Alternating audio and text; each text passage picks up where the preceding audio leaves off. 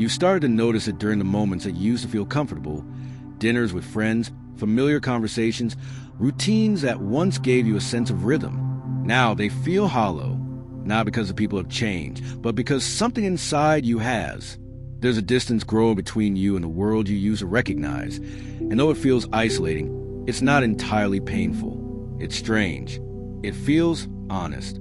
You sit in a room full of people and feel invisible, but not in the usual sense of being ignored. More like you're no longer invested in playing the same game. You watch them laugh, make plans, chase goals, and all you can feel is the weight of your own thoughts. You wonder if you're broken, but deep down, something whispers, you're waking up. Irvin D. Yalom once wrote, "Though the physicality of death destroys us, the idea of death saves us." You read that line, and something cracked open. It wasn't about dying, not really. It was about the awareness of death, the confrontation with finitude, the realization that most of life is a distraction from what truly matters. That sudden distance you feel from others, that's not apathy. It's awareness. You're beginning to see through the veil. There's a wordless part of you that used to believe connection came from matching with others, their interests, their energy, their beliefs. But now, you feel closer to something else, your own presence, the part of you that observes without judgment, that exists without performing. And as you begin to inhabit that space more often, the disconnection from the external world becomes a necessary part of reconnecting with your inner world. This feeling isn't convenient. It doesn't fit neatly into your calendar or your relationships. You begin to pull back from things you used to say yes to. You turn down invitations, not out of depression, but because silence feels more real than conversation. People begin to ask what's wrong. You try to explain, but how can you put into words that your soul is stretching its limbs after years of sleep? Yalom's existential therapy teaches that we're not just shaped by our past, but also by our future, by our awareness that time is limited. That awareness can feel like disconnection at first. You're not just drifting, you're differentiating. You're stepping back from what no longer serves you, from the automatic patterns that once defined you. There's a moment that stays with you. You're sitting on the edge of your bed, early morning light barely touching the room. You realize you don't need to keep proving yourself. You don't need to keep pleasing people just to feel seen. You exist fully and completely, even when no one's looking. That's a revelation. That's awakening. You start to listen more, not to others, to yourself. The internal voice you've long ignored becomes clearer, louder. It doesn't speak in shoulds or scripts. It speaks in knowing. It asks questions like, what if your worth was never tied to your output? What if you were allowed to live outside of their expectations? What if stillness was sacred, not wasteful? The truth is, you're not disconnected from everything. You're just connected to something deeper, something quieter, something sacred. And that shift creates distance, yes, but not emptiness. There's grief in letting go of the old version of yourself. But there's also freedom. Yalom describes this beautifully in The Gift of Therapy, where he encourages therapists to be transparent, to exist as a human being first. You realize that's what you're doing now. Existing, not performing. The people who once felt essential may now feel distant. The goals you once chased might now seem absurd. But in the stillness, you begin to hear something real. A pulse, a truth, a voice that says, you're not lost. You're remembering. You stop needing to belong in places that require you to betray your own voice. You stop confusing attachment with love, applause with worth, and activity with meaning. This strange disconnection, it's not a flaw. It's a passage, a liminal space, a doorway between who you were and who you're becoming. Yalom reminds us that the therapy process is not just about healing pain, but about encountering reality. And this is your reality now. You are changing. You are no longer anesthetized by noise. You are, perhaps for the first time, truly awake to your own being. Let others misunderstand it.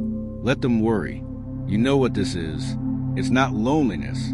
It's your soul reclaiming itself. You have everything you once thought you wanted. The job, the stability, the familiar rituals that structure your days. People look at you and say you've made it, but what they can't see is the growing space inside you, a quiet ache that no promotion, no recognition, no relationship seems to reach. The questions arrive without warning, usually in silence. Why am I doing this? What's the point? Is this really it? And the strangest part? There's no visible crisis. There's no tragedy, no collapse, no obvious reason to doubt your life. Everything is fine. That's what you keep telling yourself.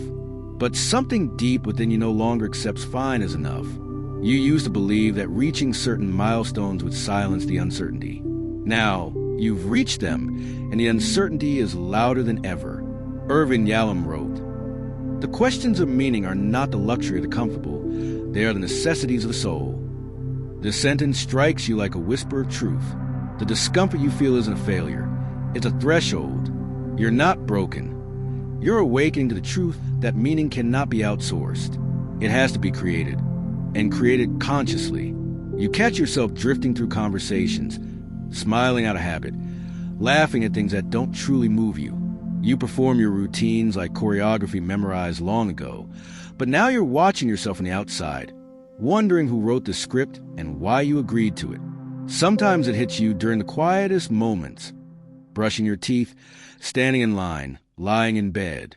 A sudden wave of nothingness. Not depression, exactly. More like a hollow clarity. You realize you've been living as if meaning were something you could earn, like a reward at the end of effort. But now, the questions won't let you rest. What if meaning doesn't come at the end? What if it has to begin now, in this exact moment? You remember a time, maybe childhood, when meaning wasn't something you thought about, because it was something you lived. A moment of wonder at the stars. A spontaneous laugh that felt like flight. That sense of aliveness. Where did it go? Yalom often points to the terror and beauty of freedom. Once we realize that life has no predetermined meaning, we are faced with radical responsibility. The responsibility to create it ourselves. This is both liberating and terrifying. It means no one else can give you the answer. No system, no tradition, no external authority. The meaning you seek must come from your own confrontation with existence. You begin to see through the patterns. The things you pursued, were they ever truly yours, or just inherited dreams? You remember a conversation from The Gift of Therapy, where Yalom reflects on helping patients explore what they want for themselves, not what they've been taught to want. You realize you've never really asked yourself that. Not honestly, but now the question is burning. This shift can look like a crisis from the outside. People might say you're ungrateful or restless or too introspective, but they don't understand. You're not trying to destroy your life. You're trying to understand it. You're not lost. You're trying to find a new compass, one that isn't built on the approval of others or the illusion of permanence. There's grief in this stage. Grief for the years you spent running toward a dream that no longer speaks to you. Grief for the version of yourself that was so certain, so sure that meaning would be delivered in a package, a title, a relationship, a number in your bank account. Now you know better, and knowing better doesn't make it easier. It makes it real. Sometimes you wish you could go back to when the distractions still worked, when you could silence the inner voice with another purchase, another plan, another escape. But something in you refuses to go back to sleep. You've seen too much, felt too much, questioned too much. And now, the questions are guiding you, not to despair, but to authenticity. You don't want a busy life. You want a real one. You want to wake up in the morning and know that the hours ahead belong to something that matters, even if you're still figuring out what that is. Yalom reminds us that we cannot live authentically without courage. The courage to face our own mortality. The courage to admit that comfort is not the same as fulfillment. The courage to live without guarantees. You feel that courage rising, quietly, insistently, like the first breath after holding it for too long. So you begin. Small steps, a deeper conversation, a no to something that once defined you, a yes to something that scares you. And though the questions remain, they no longer paralyze you. They invite you. You're not unraveling. You're awakening. And meaning is not a destination. It's the way you choose to walk from here. You don't know exactly when it started, but it doesn't stop anymore. You find yourself crying in unexpected moments, in the car, in the middle of a workday, while washing dishes. And it's not just sadness. It's rage, fear, guilt, longing, waves of emotion rising from somewhere deep, somewhere long neglected. You keep asking, what is happening to me? But maybe the better question is, what have I been holding back for so long? You were taught to keep it together. You learned that control meant strength, that tears made people uncomfortable, and that vulnerability should only be shared in small, palatable doses. You learned to package your pain neatly, wrap in silence, and keep moving forward.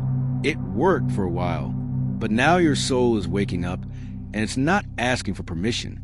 Irvin D. Yalom speaks of the awakening experience in existential psychotherapy as a moment when the self becomes fully aware, not just intellectually, but emotionally, of life's ultimate concerns: death, isolation, freedom, and meaninglessness. This awareness breaks the illusion of invincibility. And when the illusion breaks, the emotions flood in. You begin to feel things you didn't even know were still inside you. Grief over a parent's words from childhood. Anger at yourself for all the years you stayed quiet. Regret for settling. Fear that you've wasted time. Shame that you didn't wake up sooner. The emotions don't come in tidy categories. They come in storms. One minute you're grounded, the next you're drowning. And yet, something in you knows this is necessary. You're not breaking down, you're breaking open. There's a moment you'll remember. You're sitting alone, maybe late at night, your hands shaking not from fear, but from sheer honesty. For the first time, you let yourself feel without analyzing. You stop trying to explain, justify, or suppress. You stop asking if it's too much. You let the pain speak. And it doesn't speak in words. It speaks in weight, in tightness in the chest, in the clenching of the jaw, in the release of a sob that feels like exorcism. Yalom writes that confronting our existential anxieties is not a pathology. It's a path. He says, one does not become fully human painlessly. You carry that line like a mantra. Every emotion that rises is not an enemy. It's a messenger. It's a part of you that's been waiting to be acknowledged, not judged. You begin to realize how much of your emotional life you've edited for others. You smiled when you wanted to scream. You said, "I'm fine," when your soul was starving. You dimmed your light because someone else couldn't handle your intensity. And now all of it is coming back, demanding to be seen, not to punish you, but to set you free. It's tempting to want to go back, to numb again, to push it all down and return to the safety of distraction. But there's no going back. Not really. Because once you've felt the rawness of truth, you can't pretend it doesn't exist. Once you've tasted what it means to be real, you can't go back to being functional. And so you sit with it. The anger, the sorrow, the confusion. You let it burn. You write it down. You scream into pillows. You walk until your legs ache. You do whatever it takes to keep feeling without fleeing. Yalom believed in the power of authentic encounter, not just with others, but with ourselves. This emotional flood, as overwhelming as it feels, is not dysfunction. It's the first honest conversation you've had with yourself in years. And slowly, something shifts. You notice you're no longer afraid of your own depth. You realize that the emotions didn't kill you. They clarified you. You're still here. You're more you than you've ever been. You don't need to explain this process to others. They might not understand why you become quieter, more introspective, more unpredictable. Let them wonder. Let them worry. You know what's happening. You're integrating. You're reclaiming parts of yourself you were taught to exile. You're becoming whole. Healing, you now understand, isn't pretty. It's not a soft glow or gentle music in the background. It's messy. It's disruptive. It's sacred. So when the next wave of emotion rises, you meet it. You breathe into it. You let it move through you like wind through leaves. Because now you know this is not a breakdown. This is the body and soul reuniting. This is what awakening feels like. It feels like everything. All at once, IT begins as a whisper. A quiet pull towards something unknown. A new city, a different job, a drastic haircut, a blank page. You can't explain it to anyone, not clearly. All you know is that something in your life no longer fits. The roles you've played, the routines you've followed, the masks you've worn, they feel too small now. You wake up and feel like you're in someone else's story. You used to think change required planning, structure, certainty. But now there's an urge growing in you that doesn't ask for permission or logic. It just says, go. You don't know exactly where, but you know you can't stay here. Irvin Yalom called this existential freedom. The terrifying realization that we are responsible for shaping our own lives and that we are not bound by what has come before. This freedom is not comfortable. In fact, it can feel like vertigo. Because with no guarantees, no blueprint, no final approval, all that remains is your own will. And that, you now realize, is enough.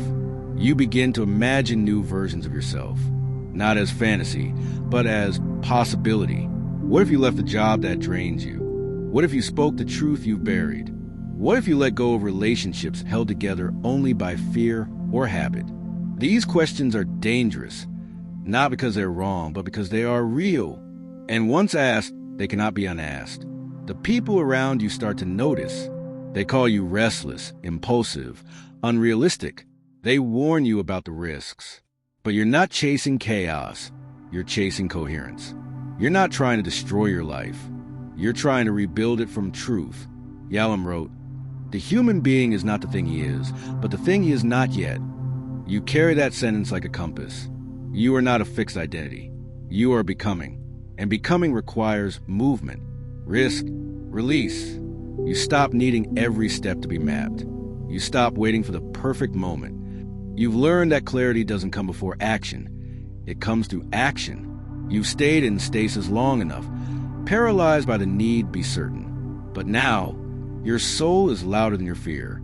There's a moment, late at night or maybe at dawn, where you look around your life and say, "This isn't me anymore." Not in bitterness, not in blame, just truth.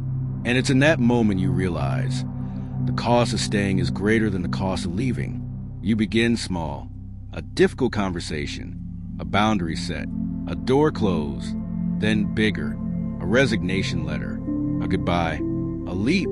And though your hands shake and your heart races, you feel alive in a way you haven't in years. Yalom reminds us that the therapist's role is not to steer the client towards safety, but toward authenticity. That's what you're doing now, becoming your own guide, not to comfort, to truth. The urge to change everything doesn't come from dissatisfaction. It comes from alignment, from the realization that who you are internally no longer matches what you've built externally, and that dissonance has become unbearable. So you start again, not from nothing, from awareness. You begin building a life that fits your real shape, a life rooted in purpose, not performance, in stillness, not noise, in truth, not tradition. You still have moments of doubt, nights when you miss the familiarity of your old life, even if it never truly fit. But then you remember, comfort was costing you your soul. And now, for the first time, you are living with your soul, not in spite of it. You meet people who see you, not the version of you that was polished and palatable, but the raw, real version who dares to live without guarantees. And you feel less alone, because every awakened soul eventually finds others. Yalom often wrote that our final task is to live in such a way that we can die without regret. You used to read that line with fear. Now you read it with resolve. You are no longer waiting. You are walking, not because you know the destination, but because you finally trust the direction. If this video spoke to you, don't keep it to yourself.